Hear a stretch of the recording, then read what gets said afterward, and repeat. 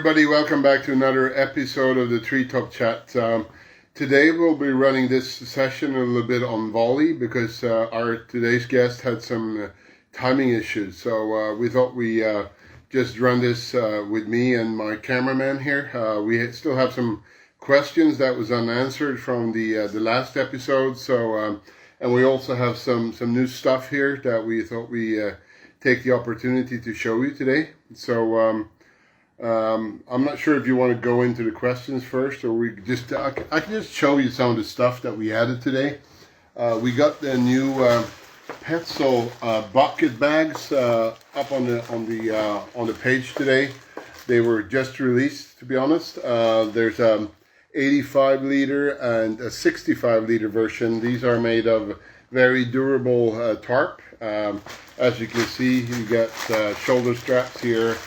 And, you can find a lot more information on the homepage about these ones. Very nice ones. We also added, or will be adding, a new top hand saw bungee from Treehog. A very small, nice little one there. We added another carabiner.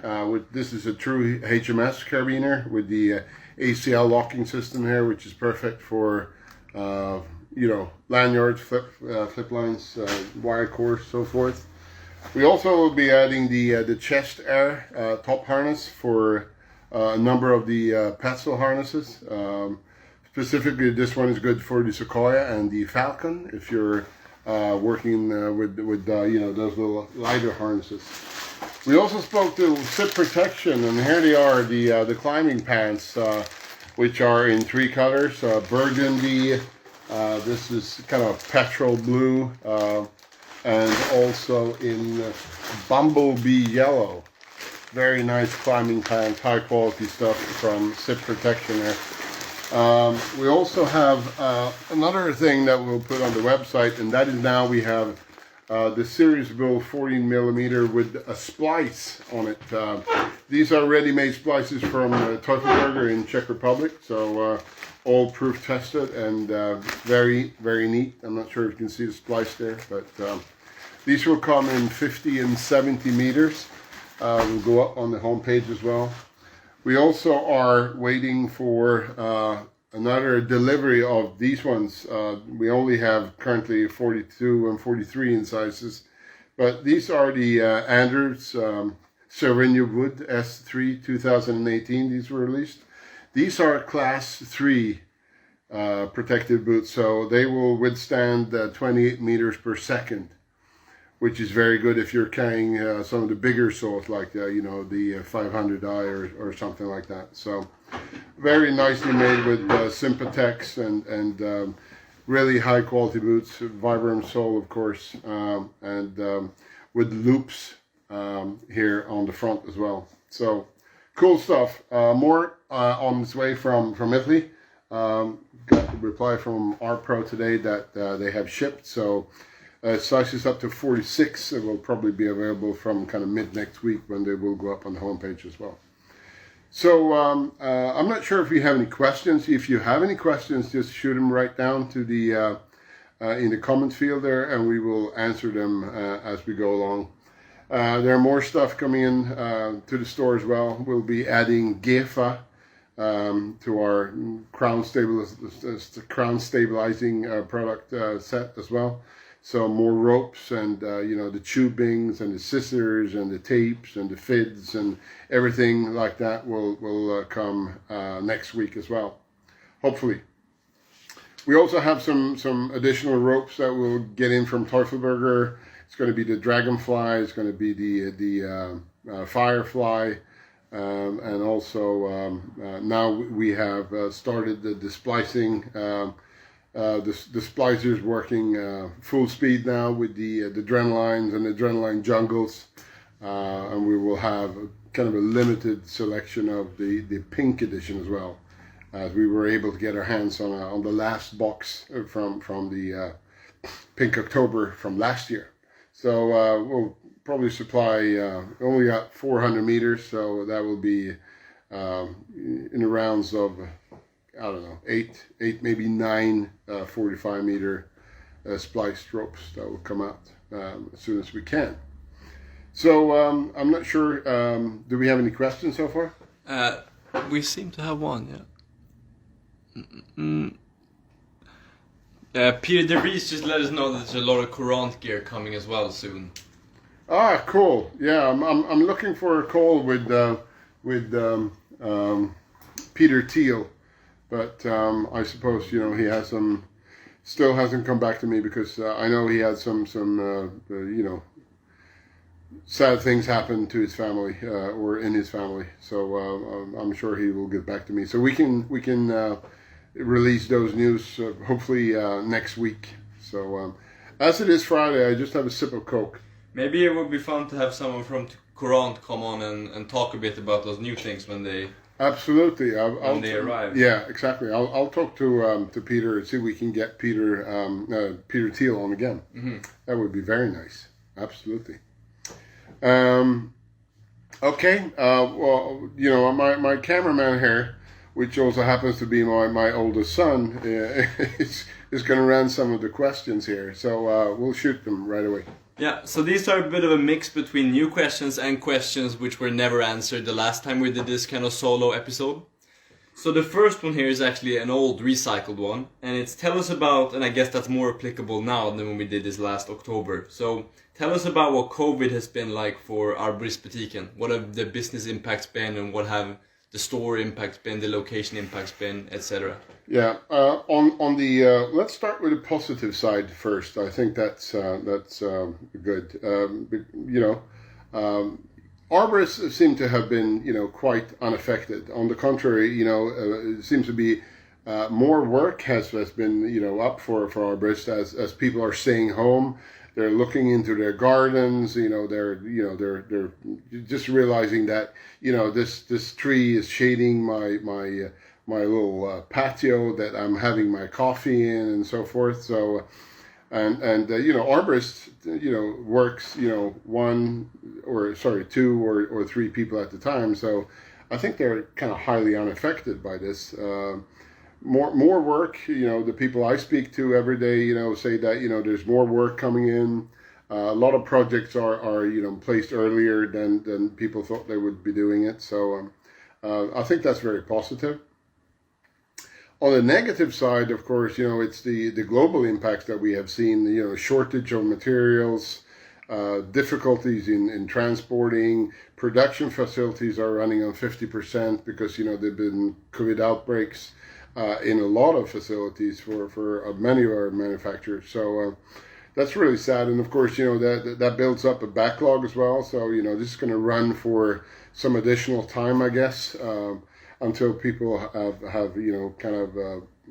starting to work off that backlog. So and also of course the Brexit has created some major problems in terms of getting goods in from the UK. I spoke to DMM, for instance. They had 12 pallets that were sitting by the Eurotunnel for 6 weeks without the ability to pass through and get up to their warehouse in Holland. So, and also Arbortech stuff is difficult to get in. Everything that comes from the UK is hard to get in because there's a lack of people in customs there. And I suppose it's the same thing on the French side. A lot of lorries are waiting with goods and food stuffs and to come into the UK. So it's really a big problem until they solve that with the manpower they need to handle all the goods. Good summary. Okay, so this is also a recycled question, and this one is even more applicable because this one was asked in October when Arboristbutiken was still at the 3rd location. So now this is the 4th location, and the question back then was, what has it been like to be at the different locations, and what has the difference between those locations been?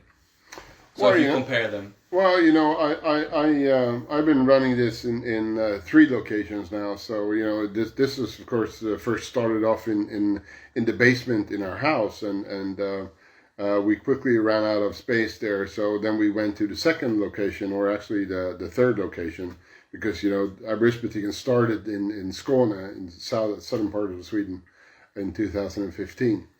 So, and the second location was only 85 square meters, which we quickly ran out of as we started with the Arbortech selection, boots, trousers, everything. And as we were constantly adding on products and have to ramp up, our ability to stock more and more products, that space became too small quite quickly. So, and that's why we're moved into this facility now, which is about 205 square meters, which gives us more ability to stock more items. Of course, it puts some demand on realizing, which products sell, which products are on the shelf for a long time. So we can try to get rid of them and try new products. And that's really our motto. So we'll try to get new products in, see what people like them, or if they like them, and keep a good stock so we can deliver in time. But after this, if we run out of space here, I'm not sure. It might be a third-party logistics solution in a different warehouse, and we'll have this more as a showroom with items that people can pick up, and we will probably not have everything here at that point then. Yeah, because the next question is, when do you think you'll need to move again? It's to be honest, it's getting pretty crowded in here already. But we have some space so we can add some more density to what we have in this place. So like I said, we're not going to, we're not moving from here because this location is a perfect location between the big access roads into and from Stockholm. It's a good location to be in. Lots of parking spaces. We have a loading dock in the back. So we'll stay here, and then the next solution will probably be like a third-party logistics solution for the web orders. Nice. Okay, so next question. During 2020 and 2021, Arboristbutiken has started to sell to different countries like Finland, Norway, Denmark. What has that been like, and what have the differences been between selling to, for example, Finland and selling to Sweden, customs to Norway, that whole part? If you could just summarize that. Yeah, of course. As our checkout partner Svea, added the ability to pay with invoices for the Nordic countries, we decided to open up, and that's actually this point where we translated all the web page to English as well. So, and you will get the checkout in your local language if you buy from those countries. Selling to the EU countries is no different from Sweden. It's just a different shipment method. We're using DHL Parcel Connect for Denmark and Finland. And for Norway, it's a different story as they're not part of the European Union. So it requires more documentation in terms of pro forma invoices.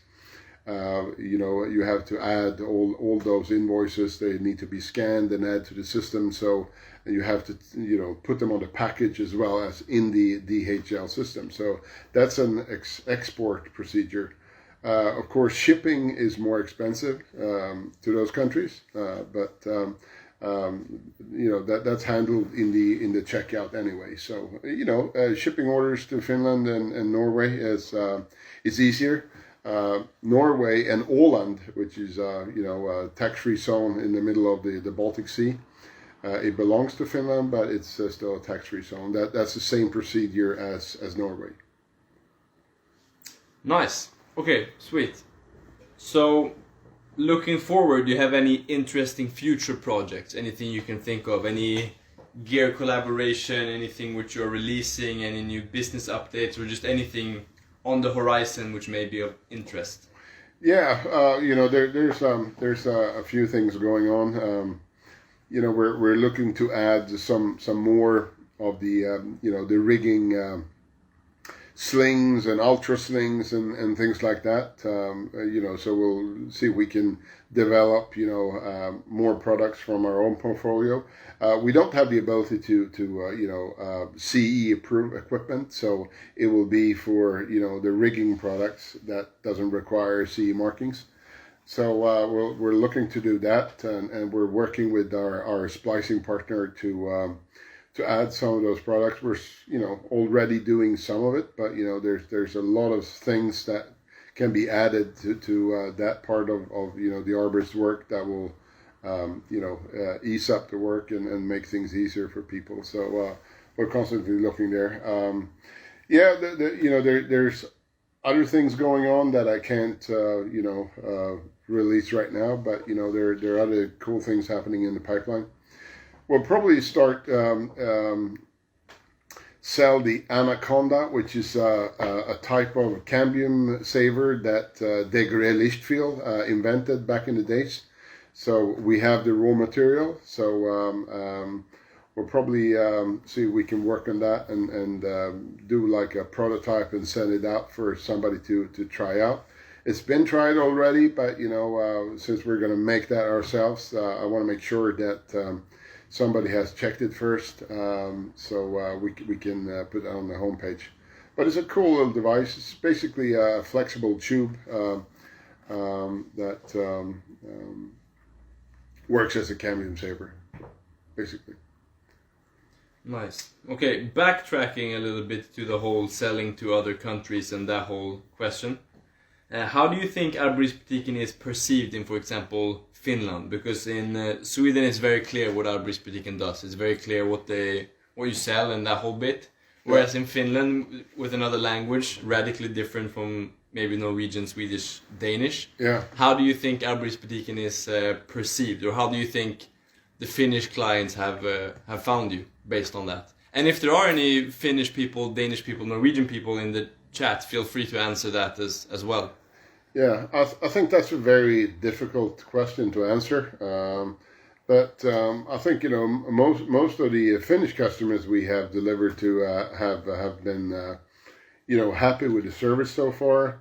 Of course, we have had some issues that we talked about last week with all the difficulties in getting things in to the store to ship out everything at the same time.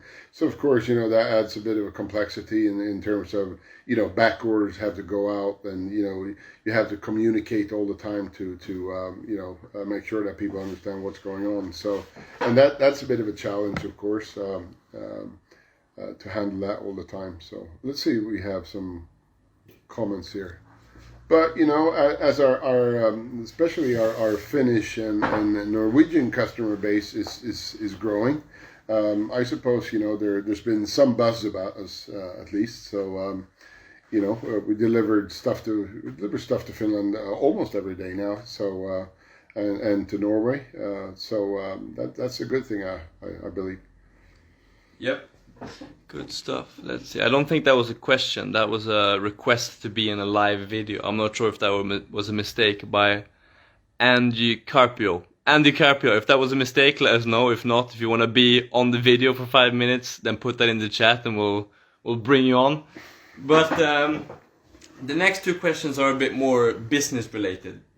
So having run Arboristbutiken for a while now, and for example expanded into this location and new countries, etc., what's your best business tip for anyone else kind of running their own business with one or two people working? I think service and communication is key. Communication. Even if it's bad news, you need to communicate. I think that's very important. I think the ability to, if you're running short on a product, I tend to call up the customer and have a discussion about, alternative and find solutions. Ask if it's really important, if they can wait for a week, and if they can't wait for a week, I'm offering, other products, other solutions. So I think that's very important. And also just talking to people and get a lot of feedback. There's a lot of people coming into the store. A lot of these people are my friends these days. Because they're coming in here for a chat and walk away with some stuff they need and we're talking about different trainings and security and stuff like that. So I think it's a very, very fun industry to be in, but and also, of course, be try to be relevant to the industry, and that's really the reason we're adding so much more products to the selection all the time. Because when I think I probably said this before, when we moved the store up to Stockholm, we had 120 products on the website. And now it's probably around 1,500. So have the interest in what you're doing and really be excited in what you're doing. I think that's key as well. Nice. Are you happy with how you've done that so far? Yeah, absolutely. The only problem now is that there's only 24 hours in the day. And it's kind of hard to find somebody to work in the store that share that mentality to really have that spark and want to make a difference. So you're as a company owner, you're doing everything. You're packing orders, you're unloading the docks, and you're putting things on a homepage. You're sending invoices, you're ordering, you're going to the post office and, going to the splicers and, search for products. So it's a lot of different tasks that need to be performed during one day. And it's kind of hard to find somebody that can do that. Maybe we could have a live job interview. Yeah, that would be excellent. Okay, next one also kind of down the same lane, but the polar opposite. So what's been your biggest mistake at Arboristbutiken, or your biggest regret, if you will? I think, the biggest regret, there's not been that many regrets, to be honest, but, it's been some things that you have taken in. I don't want to, mention any names, but there's, some products that have been added to the store, and we added a lot of them, and nobody wants them, so that's a bit tough. So we'll see if we can do something about that on the sale page. See if people want them, if there's a different price, but they're pretty high priced already. So we'll see, but.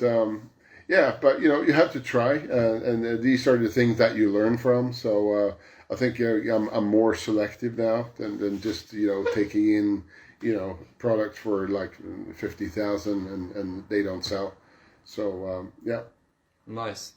Okay, so we're kind of coming down to one of the last questions here. So if you're watching and have any questions, feel free to leave them in the question section.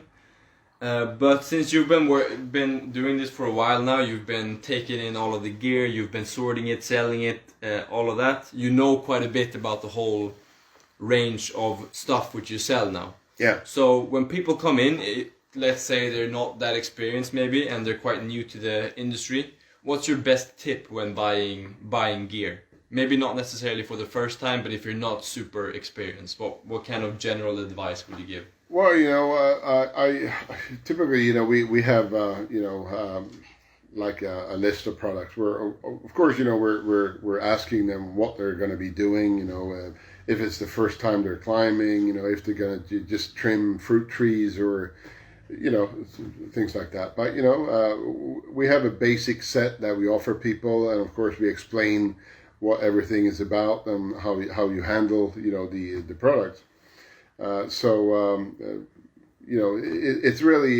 It's really based on the situation, but most of the people that come in are climbers. Some people are very experienced climbers, and they just go around and pick the things they need, and some people need some more advice. So it's really based on the situation, I would say. Nice. Sweet. That was the question I had written down. Do you have anything else you feel would be good to share, or do we have any questions from the audience? I don't think we have any more right now. No, no, I just, thanks for watching this. I hope, this thing we're doing here is bringing people together. We're working constantly to get more interesting people into the chat. So if you have any suggestions on interesting people, not that our other people were not interesting, but we're looking to get additional interest. Yeah, because it sounded like what we're I mean, looking but to get. I meant additional interesting people that had something to add, and I think there's been a lot of fun people on this chat. We had some really very funny, cool conversations. So if you know somebody that would like to be on, please let us know. We're always constantly looking for people to bring into the chat. So with that, but that's a good last question. What's your most memorable Treetopchat moment for the people watching? If they want to go back and look at just one specific one, what's your most memorable moment? Probably one of the funniest was actually when Mika told us about the stump grinder that went through the ice. that was really funny. But there's been some really good, interesting ones as well that we had. I would say most of them has been really good, in their different ways. But really cool conversations with India and of course with Peter, who's a very experienced guy up in Canada. It's been a lot of fun. Our friends in Germany, but everybody, every episode is so different, but it adds to the show, I think. So it's been a lot of fun, absolutely, and we're striving to continue this for the foreseeable future. So as long as we have viewers, we will be here. With that, thanks everybody. Have a great weekend. I hope you had a good week, and we'll see you on Friday next week. Oh, Take care. It's Easter next Friday. Sorry, next week we're having a break because it's Easter, and I think people want to spend time with friends and family. So next Friday is cancelled, but we'll be on the Friday after that. So with Matthias Ahl. With Matthias Ahl, exactly. So until then, take care. Take care of yourselves. Stay safe. Ciao.